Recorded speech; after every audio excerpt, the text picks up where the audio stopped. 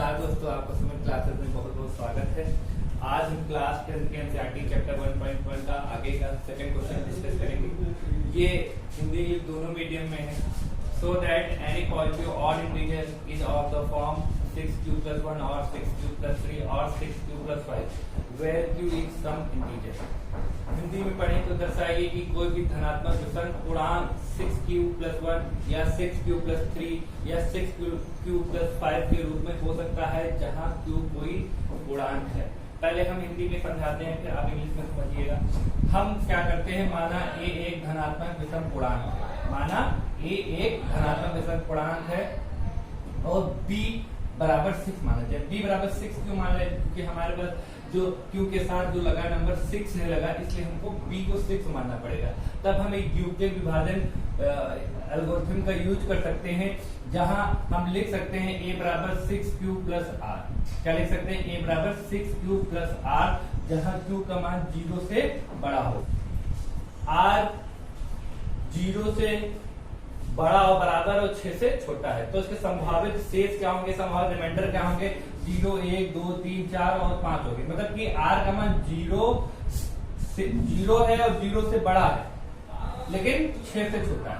यानी कि मान क्या हो सकते हैं? 0, 1, 2, 3, 4 और 5 हो सकते हैं। तो हम इस प्रकार a को क्या लिख सकते हैं? 6q + 1, 6q + 2, 6q + 3, 6q + 4, 6q + 5 के रूप में हम इसको लिख सकते हैं, जहां q जो है वो क्वाड्रेंट है, यानी कि भागफल है। लेकिन हमको एक चीज पता है, क्वेश्चन में दिया है कि ये एक विषम पूर्णांक है, सिद्ध करना है। लेकिन हमारे पास जो 6q है, 6q + 2 है, 6q + 4 है, वो सम धनात्मक पूर्णांक है। अगर किसी भी नंबर, कोई भी नंबर लिखा है, उसे अगर हमने किसी भी सम पूर्णांक से गुणा कर दी, वो सम हो जाता है। जैसे कि हमने लिख दिया 3, और 3 को अगर हम 2 से गुणा कर देंगे तो आ जाएगा 6, और 6 जो होगा वो सम पूर्णांक होगा। इसलिए अगर किसी के आगे कोई सम पूर्णांक से अगर सम नंबर से गुणा होती है, यानी कि सम नंबर से गुणा होती है, तो वो संख्या भी सम हो जाती है। तो ये तो सम होगा। अब ये सम था, और सम में अगर सम जोड़ दिया जाए, मान लो 2 है और 2 में 2 जोड़ देंगे तो 2 तो 4 हो जाएगा ना। तो इसलिए ये भी सम हो जाएगा, ये भी सम हो जाएगा। तो हमारे पास बचा क्या?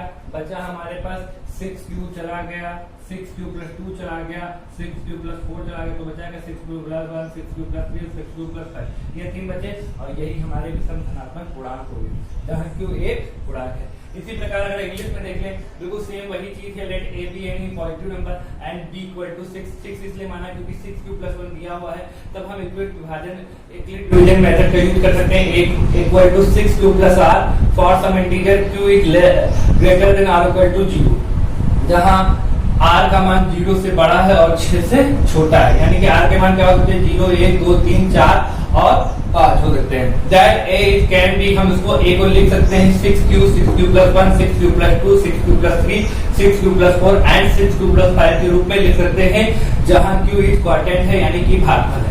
लेकिन फिर वही चीज मैंने बताया कि जहां पे 6q + 2, 6q + 4 is an even integer, ये एक सम धनात्मक पूर्णांक है। यानी कि मैंने बताया है कि 6q + 2, 6q + 4 ये सम धनात्मक पूर्णांक है। इसलिए ये हमको सिद्ध करना है कि धनात्मक विषम पूर्णांक सिद्ध करने, इसलिए ये हमारे सम धनात्मक पूर्णांक है, यानी कि इवन इंटीजर है, इसलिए इसको हम हटा देंगे। अब जैसे ही इनको हम हटाएंगे तो हमारे पास बचेगा क्या? 6q हटा दिया, 6q + हटा दिया, 6q + 2 हटा दिया, 6q + 4 हटा दिया, तो हमारे पास बचा क्या? 6q + 1, 6q + 3 और 6q + 5 बचा। तो देयरफॉर एनी ऑड इंटीजर जो होंगे वो 6q + 1 होंगे, 6q + 3 होंगे और 6q + 5 होंगे। और जहां पे q इज सम इंटीजर, इस प्रकार हम इसको हम सिद्ध कर सकते हैं।